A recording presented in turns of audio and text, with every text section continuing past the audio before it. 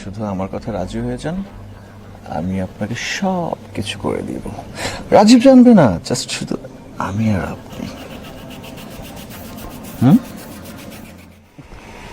আসসালামু আলাইকুম। ওয়ালাইকুম আসসালাম। আরে আপনি কেমন আছেন? জি আলহামদুলিল্লাহ ভালো, আপনি ভালো আছেন? Thank you. হঠাৎ কি মনে করে আমার এখানে? আসলে হঠাৎ করেই চলে আসতে হলো। রাজীব আমার কাছে এই শাড়িটা পাঠিয়েছে। আমি গতকালকে বাংলাদেশে আসছি। কি বলছেন? আপনার কাছে পাঠাইছে মানে? ও তো আমাকে কিছু বললো না। হ্যাঁ, আপনাকে কিছু বলেনি। অনেক কারণ আছে। আসলে ও আমার বন্ধু মানুষ। আমিও বলতে চাই না, কিন্তু তারপরেও আপনার মুখের দিক তাকিয়ে না বলেও পারছি না। ওর সাথে তো আমার একটু আগেও কথা হলো। ও তো বলে নাই যে আপনাকে দিয়ে ও শাড়ি পাঠাইছে। ও তো কখনো কিছু পাঠাইলে বা কোনো কিছু প্রয়োজন হলে আমাকে সাথে সাথে বলে। হ্যাঁ, সেটা অবশ্যই সাথে সাথেই বলে, কিন্তু একটা ঘটনা ঘটে গিয়েছে, সেটা হয়তো বা আপনার কাছে এখনো বলেনি। কিসের? কি ঘটছে? আচ্ছা থাক। ভাই বলেন না, কি হয়েছে? আচ্ছা, অন্য একদিন বলবো। ভাই বলেন কি হয়েছে? কোনো সমস্যা? আসলে তো অনেক বড় একটা সমস্যা, কিভাবে যে বলবো আপনাকে। বলেন না ভাই, আমতা আমতা কেন করতেছেন? রাজীবের কিছু হয়েছে? রাজীব আসলে আর একটা মেয়ের সঙ্গে ওর অ্যাফেয়ার চলছে। আমি হ্যাঁ, আমি আপনাকে বলতে চাইনি, কিন্তু আপনি অনেক ভালো একটা মানুষ, আপনাকে না বলেও পারলাম না। দেখেন, আমি আমার স্বামীকে না অনেক বেশি বিশ্বাস করি। আপনি মিথ্যা কথা বলতেছেন। আমার স্বামী কখনো এরকম কিছু করতে পারে না। ও আমাকে অনেক বেশি ভালোবাসে। আমি জানতাম যে আপনি এই কথাটাই বলবেন। বিশ্বাস করবেন না। কেনই বা বিশ্বাস করবেন? ও তো আপনার চোখে এমন একটা চশমা পরিয়ে রেখেছে, বিশ্বাস করার মতোই না। যাই হোক, আসছি আপনার বাসায়, এক গ্লাস পানি অন্তত পেতে পারি? আপনি বসুন, আমি আনতেছি।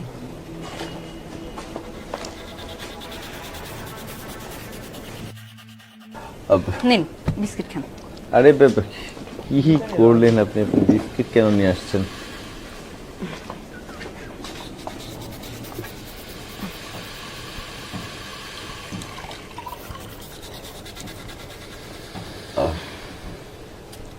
নিন। শিওর।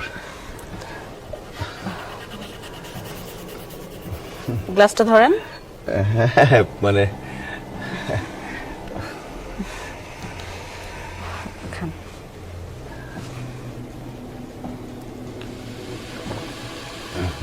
বিস্কিট। হ্যাঁ শিওর। প্লিজ আপনি কিনেন না। আপনি খান। আমি খেয়েছি। আরে আপনি আমার আমি দেখিনি যে আপনি খেয়েছেন। যদি আপনি আর একটা বিস্কিট খেতেন। Thank you so much. খাচ্ছি। Most welcome. হ্যাঁ, রাজীবের কথা বলছিলাম। আসলে রাজীব ইদানিং একটা মেয়ের সঙ্গে এমন ভাবে জড়িয়ে গিয়েছে। আপনাকে ফোন করে কালকেও সম্ভবত বলেছিল যে আপনার জন্য একটা কাপড় পাঠিয়েছি। এই কথা বলেছিল যে তুমি তোমার বাবার বাড়িতে যে ঘুরে আসো, বলেছিল কি? বাবার বাড়িতে যে ঘুরতে বলছে, বাট কাপড়ের কথা আমাকে বলেনি। আচ্ছা, বাবার বাড়িতে যেতে বলেছিল। আচ্ছা, আপনাকে বলেছিল না যখন টাকা প্রয়োজন হয় আমাকে বলছিল না? আমার যখন যা প্রয়োজন হয়, চাওয়ার আগে ও আমাকে সবকিছু দিয়ে দেয়। আমি বললাম না, ও আমাকে অনেক বেশি ভালোবাসে। আপনার কোন জায়গায় ভুল হচ্ছে। আর হতে পারে আপনার বন্ধু, কিন্তু আমি ওকে অনেক বিশ্বাস করি। আমাকে ছেড়ে কখনো অন্য কোনো মেয়ের দিকে তাকাবে না। সেটা শিওর। কালকে যখন আপনি ফোন দিচ্ছিলেন, তখন কিন্তু পাশে একটা মেয়ে বসেছিল। আপনি কিন্তু একবার জিজ্ঞেস করেছিলেন যে কি ব্যাপার, তোমার পাশে মেয়ের কণ্ঠ পাচ্ছে কিসের জন্য। তখন কিন্তু আমি পাশেই ছিলাম, মনে করে দেখুন। দেখেন, আমার অনেক কাজ আছে। আপনি এখন যান তো। বিস্কিট খেয়েছেন, পানি খেয়েছেন, এখন আসুন, যান। আমার অনেক কাজ আছে। হ্যাঁ, চলে অবশ্যই যাব। ভাবি, আপনার বাবাকে তো অসুস্থ, তার চিকিৎসার জন্য কিন্তু প্রায় 1,00,000 টাকার মতো প্রয়োজন, যেটা রাজীব অ্যারেস্ট করতে পারছে না। দেখুন, আমি কিন্তু রাজীবের খুব কাছের, মানে খুব ঘনিষ্ঠ। যদি আপনি কিছু আরে কি করতেছেন আপনি? গায়ে কেন ধরতেছেন? ছাড়েন। আমি গায়ে ধরছি না, আমি আপনাকে বোঝানোর চেষ্টা করছি যে আমি কিন্তু প্রবাসে প্রায় 2 থেকে 2.5 লক্ষ টাকা স্যালারি পাই, আর রাজীব কিন্তু 70-80 হাজার টাকা স্যালারি পায়। যদি আপনি আমাকে একটু সময় দেন, আমি কথা দিচ্ছি রাজীব জানবে না, ভুলে অক্ষরেও রাজীব জানবে না। আর তাছাড়া আঙ্কেলের চিকিৎসার জন্য যে টাকা পয়সা লাগবে আমি আপনাকে দিব। লাগবে না, আপনার কোনো টাকা আমার দরকার নেই। আমার হাজবেন্ড আমাকে যা দেয় না তাতে আমি অনেক খুশি। কম দেখ আর বেশি দেখ, ও আমাকে ভালোবাসে। আমার যখন যা প্রয়োজন চাওয়ার আগে সবকিছু আমাকে দেয়। আর আপনি যে ওর নামে যে এইসব কথাগুলো বলতেছেন না, এগুলো একদম সত্য না। আপনি মিথ্যা কথা বলতেছেন, বানিয়ে বানিয়ে বলতেছেন। আসলে বন্ধুদের কাজই এরকম। আপনি এখন এখান থেকে যান, আমি আপনার সাথে আর কথা বলতে চাই না, যান। দেখুন, আরেকটা কথা বলছি আপনাকে, আপনি যে রাজীবের কাছে একটা নেকলেসের কথা বলেছিলেন, আমার রাইট? নেকলেসটার জন্য কিন্তু ও আপনাকে টাকা দিতে চায়নি, কেন জানেন? ও প্রবাসে যে মেয়েটাকে ভালোবাসে তাকে অলরেডি 2 মাসের স্যালারি দিয়ে একটা নেকলেস বানিয়ে দিয়েছে। আমি বলেছি যে রাজীব, তুই যেটা করছিস ভালো করছিস না, আসলে তোর বউটা অনেক সুন্দর, যদি তুই তোর বউকে এভাবে ঠকাস তাহলে তুই একদিন ঠকে যাবি। দেখুন, আমার স্বামী কি করে না করে সেটা আমি বুঝে নিব। আপনি এখন এখান থেকে যান। দেখছি, খুব ভালো করে দেখছি, এত সুন্দর কিউট একটা বউকে রেখে কেন যে রাজীব প্রবাসে পড়ে আছে বুঝতেই পারছি না। দেখুন, আপনি যদি আমার ওয়াইফ হতেন না, আপনাকে আমি সোনা দিয়ে মুড়িয়ে রাখতাম। এই যে কত সুন্দর গলাটা, একটা হার নেই, স্বর্ণের একটা চিহ্ন নেই, এই যে কানে একটা দুল দিয়েছেন, এখানে স্বর্ণের ঝুমকা থাকার কথা ছিল, এই সুন্দর গলাতে না একটা নেকলেস থাকার কথা ছিল, কই সেটা? এই যে হাতটা খালি দেখুন, একটা রুলি নেই। আপনি শুধু আমার কথা রাজি হয়ে যান, আমি আপনাকে সব কিছু করে দিব। রাজীব জানবে না, জাস্ট শুধু আমি আর আপনি। আমি জানতাম আপনি আমার কথায় রাজি হয়ে যাবেন, তাহলে না না, আমি আমার স্বামীকে ঠকাতে পারবো না। আমি এই ধরনের কাজ করতে পারি না। এই, আপনি যান, আপনি এক্ষুনি এখান থেকে বেরিয়ে যান, না হলে কিন্তু আমি মানুষ জড়ো করব। বের হন।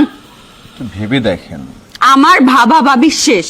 আপনি আপনার রাস্তা মাপুন, আমি আমারটা ভালো করে বুঝে নিতে পারবো। যান।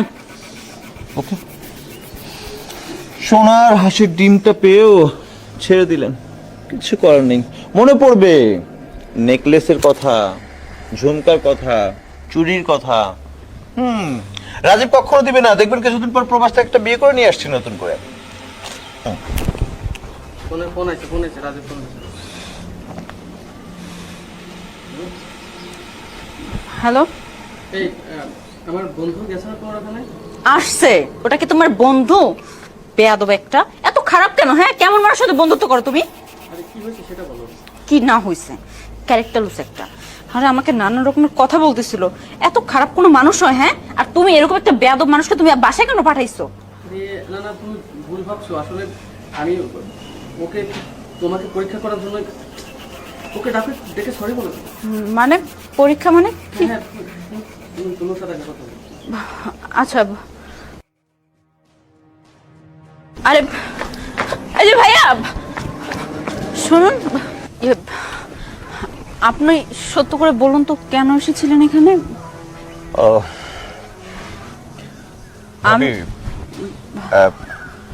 প্রথমত আমি আপনার কাছে সরি বলে নিচ্ছি, আমাকে ক্ষমা করে দিবেন। আমি এত সময় যা বলেছি, আপনার সঙ্গে যে ব্যবহারটা করেছি, সবকিছুই আমার সাজানো একটা নাটক ছিল, আমার সাজানো একটা গল্প ছিল। হয়েছে কি, আমি আর রাজীব যখন প্রবাসে একসঙ্গে কাজ করতাম, আপনার নামে অনেক প্রশংসা করতো, এত প্রশংসা করতো, আমি নিজেই হিংসার মধ্যে পড়ে যেতাম, অনেক হিংসা হতো। আমি রাজীবকে বলেছিলাম, দেখ আমরা প্রবাসে থাকি, আমার বাড়ির পাশে আমার একটা ঘটনা ঘটেছে। আমার এক কাজিন ছিল, তার ওয়াইফ বাড়ি থেকে চলে গিয়েছিল অনেক টাকা পয়সা নিয়ে। রাজীবকে বুঝিয়েছিলাম, তোর বউকে যে তুই এত বিশ্বাস করিস, এত ভালোবাসিস, দেখবি তোর বউ ঠিক তোকে একদিন ঠকে চলে যাবে। রাজীব আমাকে বলেছিল, কখনোই না, বাবুনি অনেক ভালো মেয়ে, বিশ্বাস কর। তো আমি ওকে বলেছিলাম, আমাকে একটা সুযোগ দে, আমি প্রমাণ করিয়ে দিই। যে তোর বউ একই অবস্থা করবে যেটা আমার কাজিনের ওয়াইফ করেছিল। একটা সুযোগ আমাকে দিয়েছে, শাড়িটাও ঠিকই পাঠিয়েছে, আর যে মেয়েটার কথা বলেছিলাম সেই মেয়েটার সঙ্গে ওর কোনো সম্পর্ক নেই, জাস্ট ওইটা ছিল আমার সাজানো একটা গল্প। আমি আজকে বুঝতে পারলাম আমার ধারণা যেটা ছিল পুরোটাই ভুল। প্রবাসে যারা থাকে তাদের কষ্টের টাকা দিয়ে সব প্রবাসীর বউরা কেন আনন্দ ফুর্তি করে না, তাদেরকে ঠকায় না, সেটা আমি আপনাকে দেখে বুঝতে পেরেছি। আপনি জানেন আমিও দ্বিধাদ্বন্দ্বের মধ্যে ছিলাম যে আমি বিয়ে করে আমার বউকে রেখে প্রবাসে যাবো কিনা, কিন্তু আজকে আপনার সঙ্গে কথা বলে আপনাকে দেখে আমার মাইন্ডটা পরিষ্কার হয়ে গিয়েছে। এখন আমি নিশ্চিন্তে বিয়ে করে আমার ওয়াইফকে বাড়িতে রেখে যেতে পারবো, কারণ এখন আমি বুঝতে পেরেছি যে প্রবাসীর বউরাও সততার সঙ্গে থাকতে পারে তার ভালোবাসার মানুষের জন্য। সেটা তো ঠিক আছে, কিন্তু আমি তো অযথা আপনার সাথে কত খারাপ ব্যবহার করে ফেললাম। আপনি না জানি কত কিছু ভাবতেছেন আমাকে নিয়ে। আসলে এখানে তো আপনার কোনো দোষ ছিল না, আপনি যেটা করেছেন রাইট, আমি যেটা করেছিলাম সেটা রং ছিল। আচ্ছা, যা হয়েছে হয়েছে, এখন তো আপনি ক্লিয়ার, তাই না? এখন ভেতরে চলুন, একটু চা বা কফি কিছু একটা খাবেন, তারপর যাবেন। নো থ্যাঙ্কস, আমি যা খেয়েছি অনেক খেয়েছি, আর তার থেকে বড় কিছু পেয়েছি আমি। আজকে আসি, অনেকদিন আসবো। ঠিক আছে, ভালো থাকবেন। আসসালামু আলাইকুম।